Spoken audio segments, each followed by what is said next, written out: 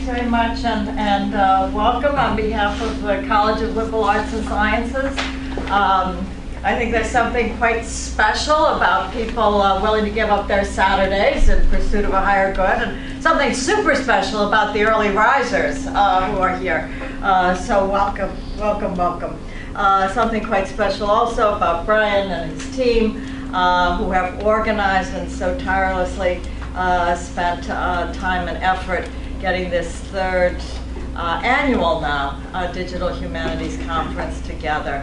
At a point in time where all we hear about the humanities is either bad news or defense against the bad news. You know, people are always sending me these little, the humanities are great kind of sad stories, you know, or famous people who have majored in the humanities. So someone last week sent me something that Mitt Romney was an English major.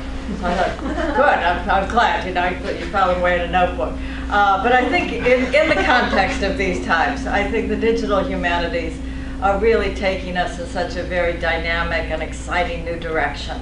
The whole concept of the marriage of new technologies and the humanities is enormously exciting. And so I'm glad you're all a part of it, you're all making it happen. And I wish you another very fruitful and productive day. So thanks for inviting me. Well, good morning, everyone. My project has come out of a class that I took on social theory at the Institute for Medical Humanities, and my background is in social science, and particularly filmmaking and visual anthropology related to issues of medicine and society. So. Throughout this social theory class, we explored a lot of different kinds of theories, and so I'm going to give you a kind of a theoretical framework for how I understand how analog bodies, our physical bodies, are translated digitally, particularly with relationship to the internet too. So what does it mean for ourselves to be transmitted, or our thoughts to be transmitted online? And I think that this kind of gets back to what we had been talking about earlier with this conference, of return to the material. So we're not only just looking at the digital, the networks that create the internet, but the way that the internet or digital humanities can speak back to us, the analog body, and the ways that we're influenced and affected by the internet too. So that's kind of where my background's at. And it also has to do ideas. Oh, there's a microphone here. Okay. I'm interested in the ideas related to identity, the way that we see ourselves, particularly in relationship to technology. So posthumanism is kind of a branch of humanist studies that looks at what does it mean to be human when we're so technologically embedded in the world. So people like Donna Haraway are asking things like, well, what does it mean to have a cyborg body? What does it mean when your cell phone's attached to your arm? It's almost an extension of yourself. I think that this paper is trying to get at some of those kinds of questions. So, all right. My presentation right now is on YouTube as a medium for informing and forming virtual communities of health and illness, particularly related to mental health too. And I want to describe the metaphysics of being through Brian Masumi's theorization of affect, the analog, the digital, and Deleuze and Guattari's theorization of the rhizome and assemblages. So these are words that I will help define in relation to YouTube blogs of mental illness. And I want to argue that blogs speak back to the analog body and redefine mental illness like schizophrenia in a number of spheres. So I think there's applications at this particular level related to schizophrenia, but also in the way that we think about digital humanities too, and I'll go into that a little bit more. So Brian Masumi has done a lot of work in affect theory, and oops, skip one. So one of the things that he uses to describe affect theory, or the way that people or as emotions are influenced, or the way that the body is influenced through the environmental factors in the world, is through parables. And parables, as many of you know, are ways of kind of describing a thing without actually getting at it. So it's a kind of metaphor for thinking through how we see certain kinds of problems. And it's open-ended. It's not as static as a fact per se, but it's a way of getting at something through a kind of veil that helps us interpret perhaps in a way that we hadn't seen before. So this is a biomedical parable, a tale that we might see commonly in medicine and particularly in psychiatry.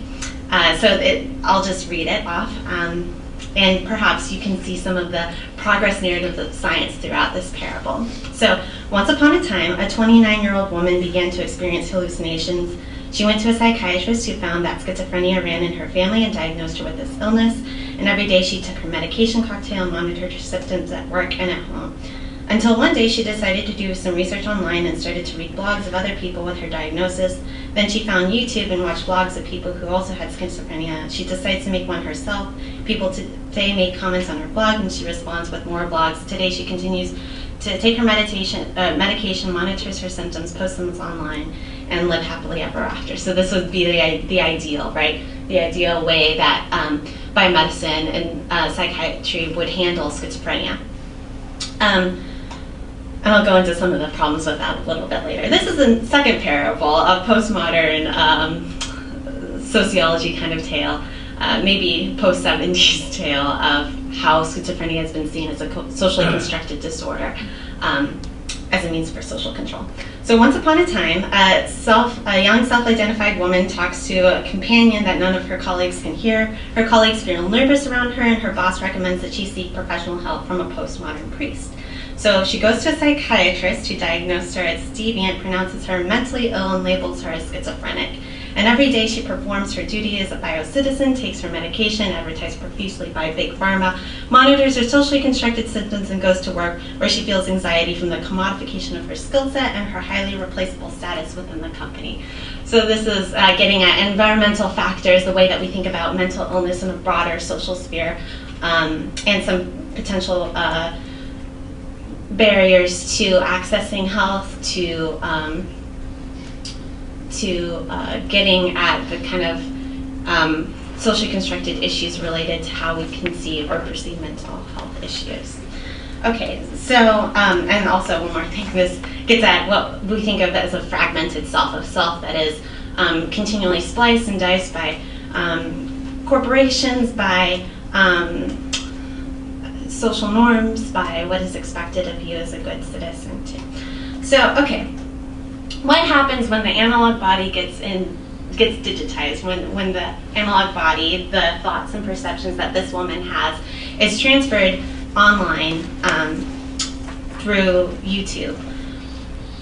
So Masumi defines the analog body, this body that we have, as something that is affected and something that affects other things in the world, something that moves as it feels, and it feels itself moving. So this is just kind of getting at this idea of emergence, that we're always already continuing in the world, that we're changing, that we're growing, that we're being affected by the world around us. It imposes on matter and is opposed upon, and constantly undergoes an unfolding process, a process in perpetual movement. The analog body is one that refuses to be known fully, refuses containment, and thus towards a static definition of itself, which is both problematic for biomedical and postmodern approaches to mental illness. So if you have an analog body that's always emerging, that's always changing and moving in the world, then there might be situational factors or environmental factors that might change the way that mental illness might be perceived or acted upon on the body. So if you're taking a medication like lithium for schizophrenia, and something changes in your world, you lose a job, or you gain more friends, or you have a different kind of social network, that all might influence your mental health or well-being. And it also might change the way that your brain is working, or the way that you're acting in the world too. So if you, as the biomedical model, assume a kind of universal self, one that doesn't make allowances for that environment, the biomedical model kind of falls short in terms of what does it mean to treat schizophrenia. But also the postmodern approach to mental illness, and saying that it's solely a socially constructed disorder, might not get at the real kind of suffering that the schizophrenic person might feel in the world, and it might not get at the kind of real effects of what taking medication might do to the body as well. So this is why the parables of those postmodern and the biomedical model for understanding schizophrenia are kind of problematic. And I think Masumi tries to get a middle ground that I want to talk about a little bit more. So again, when the analog goes into the digital sort of crunches it down a little bit to ones and zeros. And Masumi talks about the digital is defined as a numerically based form of codification to zeros and ones. As such, it is a close cousin to quantification. Digitalization is a numeric way of arranging alternative states so they can be sequenced into a step of alternate routines. Step after plotting programming, step, machine, habit. So an analog body senses and suffers from schizophrenia and always unfolds faster than the digital body in expressing and performing the illness online.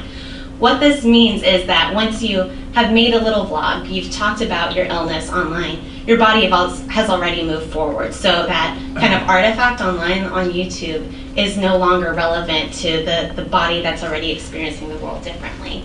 But that little artifact that you leave on YouTube, that vlog, can be a way of remembering who you were at that kind of point. And it, in a way, captures who you thought you were, the kinds of things that you were experiencing at that kind of moment. And I'll get back to why that's important a little later on. But Masumi also writes that digitalization, this crunching down, can be thought of as a way of what he calls induction. But transduction is the way that the analog body kind of retains its sense of self within the virtual sphere. So there's that vlog, right? There is that kind of little snapshot of who you thought you were. And it's a fragment, it's zeros and ones, but there might be something kind of essential about the person that still remains online. And he says to that end, transduction is a transmission of a force of potential that cannot be felt, simultaneously doubling, enabling, and ultimately counteracting the limited selection of apparatuses of actualization and implementation. This amounts to proposing an analog theory of image-based power. Images as the conveyors of forces of emergence as vehicles for the existential potentialization and transform. So in other words, the creative force or potentiality that remains intact within the digital allows viewers to glimpse at the analog body, to see it conveying its lived experience virtually, and virtually engage with others' representations, virtual representations. So what this means is that you can have a vlog out there that doesn't really get at exactly the analog body, which has already gone further, but that virtual sphere can communicate with other virtualities or other people posting on YouTube, other vlogs, and there can be some kind of communication, even though that representation is limited in a certain way. There can be some dialogue and some greater understanding for one's lived experience. And as Masumi writes, the virtual cannot be felt, I always get this one wrong. The virtual cannot be felt, also cannot but be felt in its effects. When its expression of its effects are multiplied, the virtual fleetingly appears. Its fleeting is in the cracks between the surfaces around the image. So there's something human that remains in the digital sphere that I really find interesting. And I find it really interesting how people can connect to other people, or something about the human can be translated through the internet. So through the multiplicity of images and sounds that vlogs provide, a virtuality emerges for a moment and allows viewers to glimmer at the analog body that came before it. And virtual representations can communicate amongst each other, even past forms of themselves across space and time. So what happens when you have vlogs responding to other vlogs 3 months later, 5 months later, is that person has already changed. But there is something about that experience that resonates with another person, and it resonates enough to want to communicate and express something to that past self too. So the way I think about YouTube vlogs is that there are networks that you can perhaps trace eventually, and those networks can be thought of as assemblages. Deleuze and Guattari kind of get at this a little bit. They say a rhizome is a non-hierarchical, non-signifying system without a general, without an organizing memory or central automaton, defined solely by a circulation of states. So right here you can see, like, this might be a rhizome connecting to another one, but it extends both ways, and it extends three-dimensionally and up, and you can't always ever map it because it's always changing and it's creating different lines of flight, so Luce would say. So a rhizome would be a connection. And I see that as maybe it could be a comment from a YouTube blog, it could be a video response to another blog, but somehow they're connected, somehow they're speaking back to each other. And the rhizomatic nature of transducing schizophrenia online already entails a kind of amorphous flow of ideas, flows, impressions, virtuality, without any kind of conclusion or synthesis, without beginning or end, infinitely interconnected on the internet and beyond. So before there were blogs of schizophrenia, there were blogs of illness, there were updates on people's health online, and you can't really ever find a beginning or an end to it. They kind of just sprawl out online. Particularly, I'm interested in how they sprawl on YouTube. So Deleuze and Guattari define assemblages as a map that must be produced, constructed, a map that is always detachable, connectable, reversible, modifiable, and has multiple entryways and exits and its own lines of flight. So within each rhizome, you have rhizomes connecting to each other and connecting on different spheres and planes, and those create a kind of clump. And I'm interested in that clump, that assemblage, for how they can be connected together. So if you look at YouTube, I'm sure you all have seen YouTube before, but you can click on different videos that link to things that might be a little bit related to what is playing right now. So this guy has a series of vlogs that you can look at that are just of him projecting his feelings throughout the time and space through a series of months. But you can also click on these other ones which link to other patients or other people who have had similar experiences. And there's kind of algorithm on YouTube or Google for how words get clumped together and how you can click throughout different blogs to see the related blogs too. So this would be largely considered, in my mind, an assemblage of schizophrenia. And there are multiple entryways and exits, so you can click from schizophrenia to see people's hallucinations or see paranoid states, and it doesn't always necessarily flow as a big, like, unified mass, but there are many different ways that you can come in and out of watching these performances of schizophrenia online. So, how do we understand virtual spheres within analog assemblages, or what does it mean when the internet then is translated back into the analog way of how we think of the body and how we think of our emotions and our responses in the world? So, the transaction from the analog to the digital and to the virtual is not unidirectional. What I'm saying is that the assemblages of schizophrenia on YouTube or communities of illness on WordPress and other kinds of forums also have the potential to affect analog bodies as well. So the kinds of comments that you get from YouTube videos might affect the way that you see your illness, and it might be a positive thing for some people. Think of getting a like on Facebook or a comment on Facebook. You feel seen, you feel known to a certain extent, and that might improve mood in a way. So that's kind of what I'm talking about here, that there might be real applications for how the virtual affects our analog self. So Masumi says, in the actual play between the digital system of the possible, its potentializing effects, and the analogic charge of virtuality, both conditioning those effects and carried by them, new thoughts may be thought, new feelings felt. And that's particularly interesting to me, the way that the internet or digital forms technology can even influence the way that we think about ourselves, our bodies, our illnesses. So, what are some of the kind of products for thinking of YouTube blogs of schizophrenia? I think one, it could be a forum for expression for people who have been marginalized or stigmatized for their disease. The perception towards adverse experiences may change too. So a person who's taking lithium for schizophrenia and has really bad nightmares might feel horrified by them too, but then also might be a little bit where the digital changes that. They feel maybe a little bit happier, kind of voyeuristically intrigued by that, and they know if they do a blog or a vlog on the side effects of that medication, someone else will be interested in it. And there is perhaps a little kind of joy in knowing that you might be able to share your experience, even despite the horror of living through it, with someone else, and you might be able to help them in some way. There's an increased flow of information, perhaps bad information, or just information that a medical doctor might not like. So this is the kind of thing that's happening with a lot of patients in the democratization, so-called democratization of knowledge on the internet too. medical doctors, physicians don't always like to know what other patients are saying to each other, because then it, in some ways, questions their legitimacy and questions the things that biomedical knowledge knows and can tell you specifically. So that, again, might influence medical advice if you have someone online saying, oh, you have to try this kind of drug, and then you go to your physician and the physician's like, well, I'm not sure, but they feel like they ought to prescribe it to you because they know you're going to go somewhere else if you don't get it. So, and then also there can be a sense of friendship or care within the community on YouTube, particularly with illnesses like hemophilia, really rare illnesses that you don't necessarily have a community built in your city or town. So there could be ways that you can talk to people and share experiences that you might not be able to share locally in an analog community. But this sharing is also problematic, and I want to get some of the kind of problematic aspects of sharing YouTube blogs.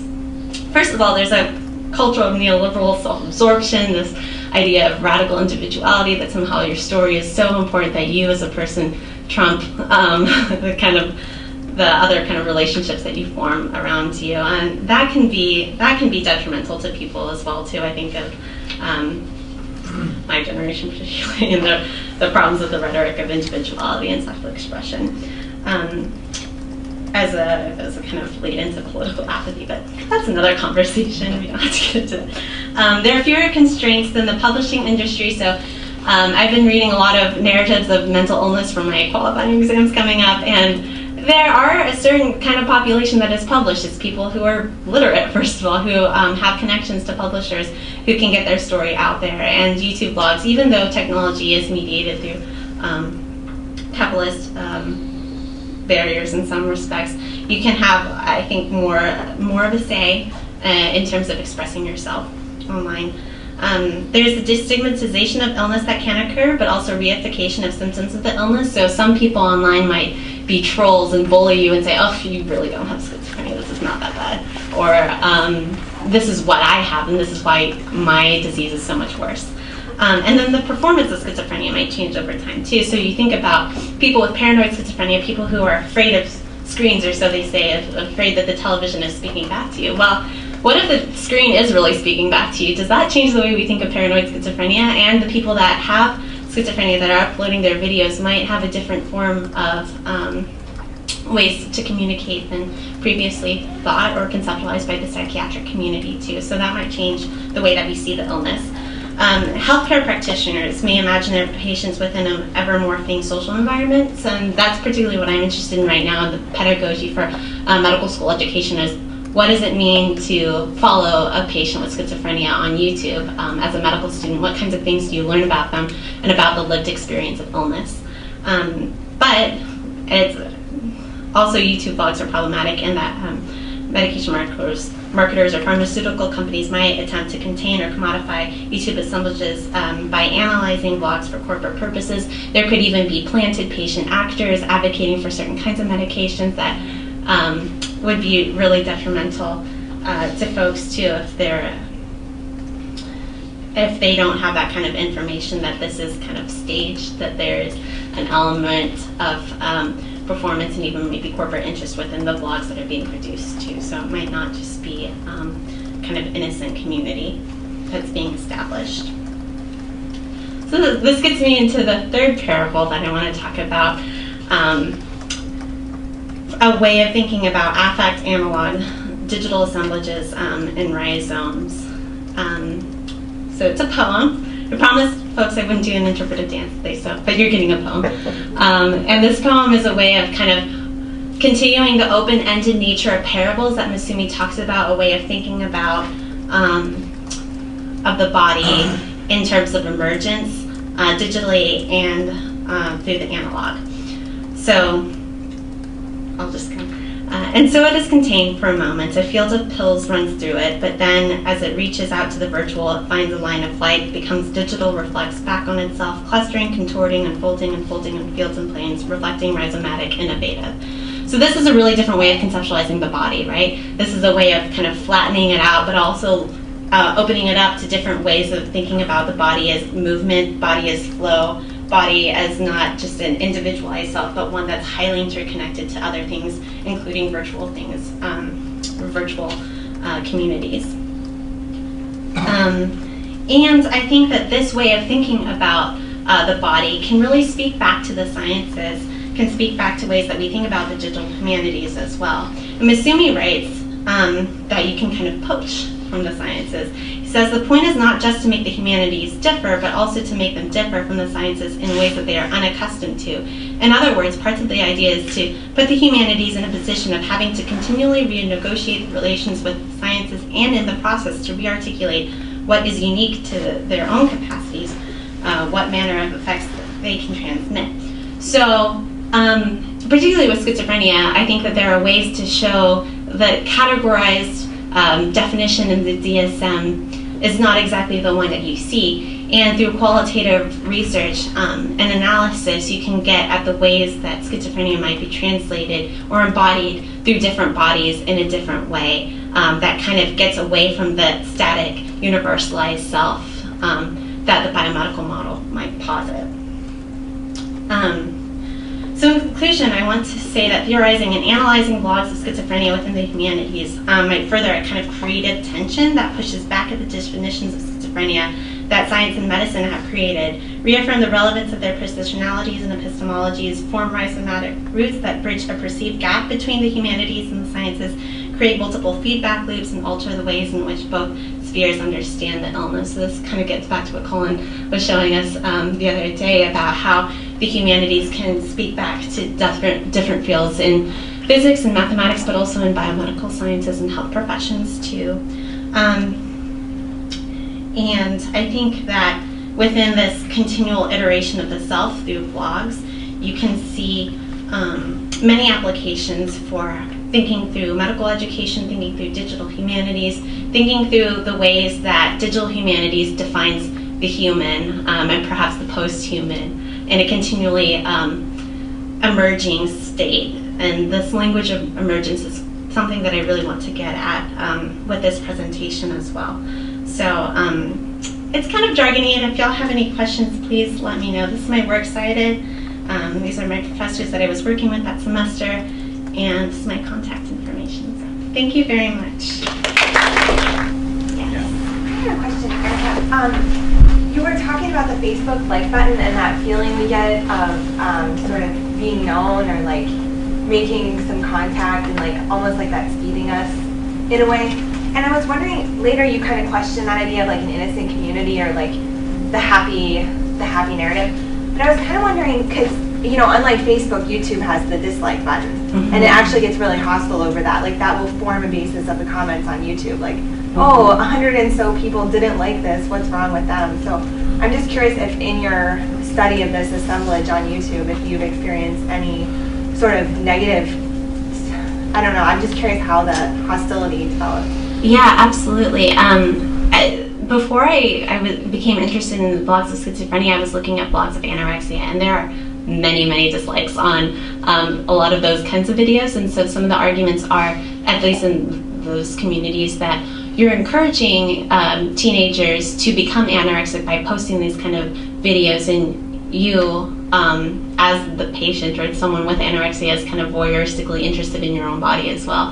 And so some people dislike those kinds of videos because they think that they're too extreme or they could be used for perverse reasons. And I think that that can also be the case with schizophrenia and other blogs of illness online too, that there is definitely that potential to feel badly about the kinds of things that you post too. And that's the sort of an aspect of what it means to be putting yourself online too. You're always open to that critique or to a critique that could influence you negatively, particularly with someone with mental health issues. That could be a huge problem, and cyberbullying has come into a lot of discussion in media lately as well. So yeah.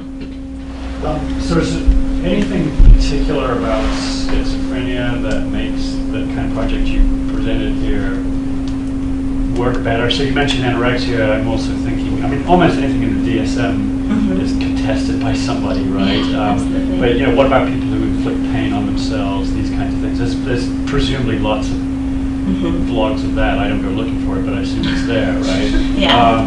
So is there something about the nature of schizophrenia itself, even if it has a nature? I mean, that's a kind of contested idea too, right? That nevertheless makes this kind of cycle more prominent than in some of those others, or do you think it's sort of this? Pick anything out of the DSM, you can say essentially the same things about it. I think you could say many things about the DSM. I won't get into that specifically, but what struck me about schizophrenia is that, particularly with paranoid schizophrenia, is that speaking back, that people have talked about, like hearing voices or having people look at you as a means of feeling discomfort. It was interesting because when it's actually the case that people are looking at you, it's kind of an embodiment of the fears that schizophrenics fear the most. And also, I think in schizophrenia, there's this idea of fragmentation that I wanted to trouble and get at in parallel with the idea of how posthumanists and POCO or POMO people see the human as being a fragmented self, someone that isn't always coherent in different social spheres, or one that is changing and not really authentic, or a static kind of I, universal I. So I think that's why schizophrenia fits a little bit better with my kind of project. I had one question about, you mentioned you're interested in following what it means for a medical practitioner to follow somebody on YouTube, and I'm wondering what that means for diagnosing medical conditions. And it also reminded me of this article I read yesterday about this school district in California that's hired a company to monitor the social media accounts of high school students, public school students, presumably to monitor for early identification of deviant behavior or I'm not sure, school shooters or something. Yeah. On that. Absolutely, yeah. I'm really interested in telemedicine, the way that psychiatrists or other practitioners might diagnose patients online. It seems really problematic to me when you can't touch or feel a person in person. It's already happening in Texas with prison systems. There's only one psychiatrist for thousands of patients, and they do have to do this kind of diagnosis online, which is troubling. But I also am interested in telemedicine because of this notion of hypersurveillance too, and this quotidian paranoia that we're becoming increasingly more watched online, for better or worse.